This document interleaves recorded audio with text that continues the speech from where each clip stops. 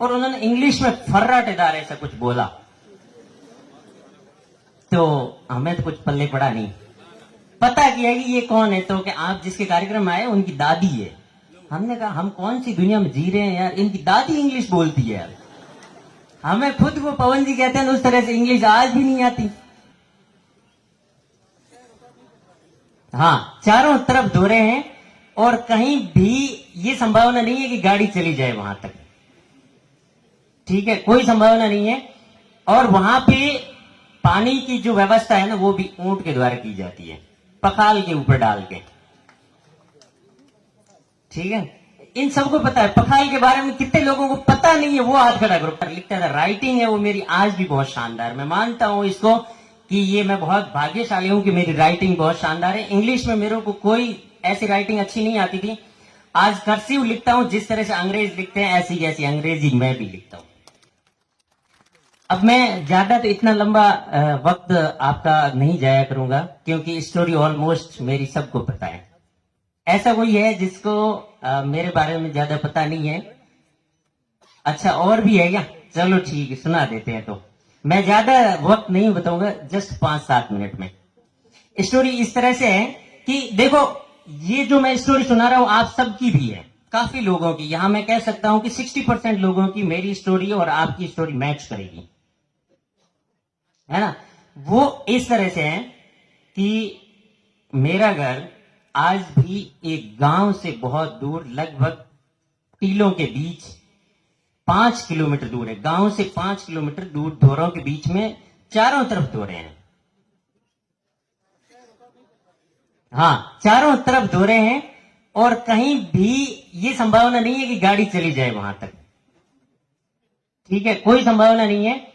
और वहां पे पानी की जो व्यवस्था है ना, वो भी ऊंट के द्वारा की जाती है, पखाल के ऊपर डाल के, ठीक है। इन सबको पता है। पखाल के बारे में कितने लोगों को पता नहीं है, वो हाथ खड़ा करो। पता नहीं है, वो हाथ खड़ा करो। सबको पता है, क्योंकि इन्होंने, ये जो जनरेशन है ना सर, ये जनरेशन इनको पता रहेगा, लेकिन अब इनकी आने वाली जनरेशन को पता नहीं रहेगा कि पखाल क्या है ना। तो क्योंकि अब खत्म हो गई, है ही नहीं, कहीं मिलती ही नहीं है और कहीं उसका प्रचलन ही नहीं है, ठीक है।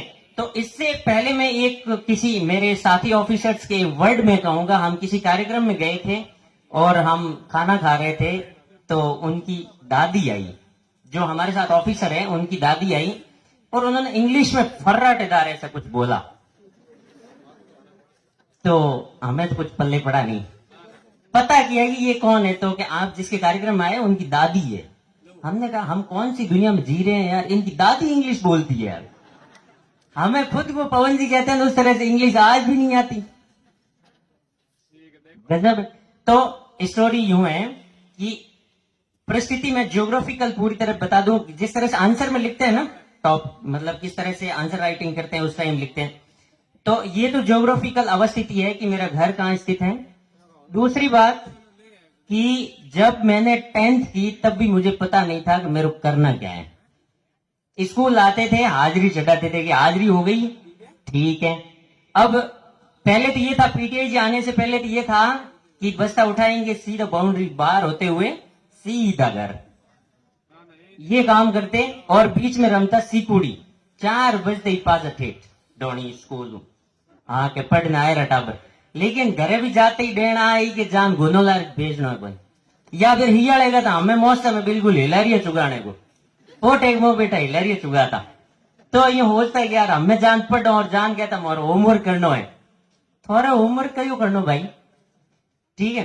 तो इस तरह से करते करते 10th पास किया, वो भी 51% के साथ। ऐसा कोई है जो मतलब 45 या 50 से नीचे आज 10th में? मुझे नहीं लगता कोई ऐसा है, एक भी नहीं। एक पीछे बैठा है, जरूर आरएस बनेगा भाई तू, ठीक है। तो और मैथ्स में 33 नंबर।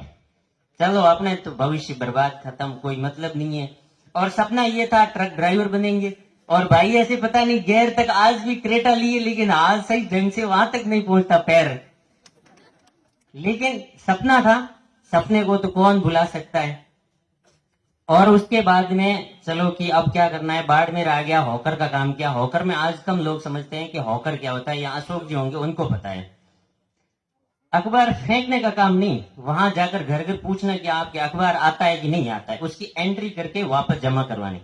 और लिखने का बड़ा शौकीन था मैं, बहुत शानदार लिखता था। राइटिंग है वो मेरी आज भी बहुत शानदार, मैं मानता हूं इसको कि ये मैं बहुत भाग्यशाली हूं कि मेरी राइटिंग बहुत शानदार है। इंग्लिश में मेरे को कोई ऐसी राइटिंग अच्छी नहीं आती थी। आज कर्सिव लिखता हूं, जिस तरह से अंग्रेज लिखते हैं ऐसी जैसी अंग्रेजी मैं भी लिखता हूं। ये सब हुआ प्रयास से। ए लिखते थे, ए लिखना सही ढंग से आता नहीं, पहले ऐसे बनाते फिर ऐसे बनाते थे, वो पूंछ ऊंचे नीचे ही रहता था, पता नहीं उसका समझ में आया नहीं, लेकिन अब इंग्लिश बढ़िया तरीके से लिख पाता हूं। तो यहां हुआ, यहां होने के बाद में, बाड़मेर आने के बाद में यहां समस्या हुई, ये हुई कि किडनैपिंग के लिए कुछ लोग मेरे पीछे पड़ गए और मैं यहां से वापस भाग के गांव चला गया कि यार गांव जाना पड़ेगा, अब तो कोई किडनैप कर लेगा, क्योंकि इतने ही थे छोटे से। और दूसरी बात, आसमानी खमेड़ो नीचे बा दूधूड़ी पैंट के बेटो जरूरी गांव आयो इन अब ले जा सको। और जूत पैर लिया कि नहीं, लंबा लंबा एक छोरा रहता पोंगा बे अपने पूरे ही नहीं पड़े, आगे लारे धूड़ गात भरी। तो ये होने के बाद में वापस चला गया और वहां से अब घर तो कौन बैठे। आप में से भी ये सोच लो कि जिनके घर पे काम है ना, वो घर पे कोई नहीं रुकना चाहता कि यार बाहर जाएंगे, यार कुछ न कुछ बाहर, भले कितने टफ काम हो, गाड़ियां देखेंगे, लोगों से मिलेंगे, कौन क्या कर रहा है, बिल्डिंग्स देखेंगे, ऐसा काम हुआ करता था पहले।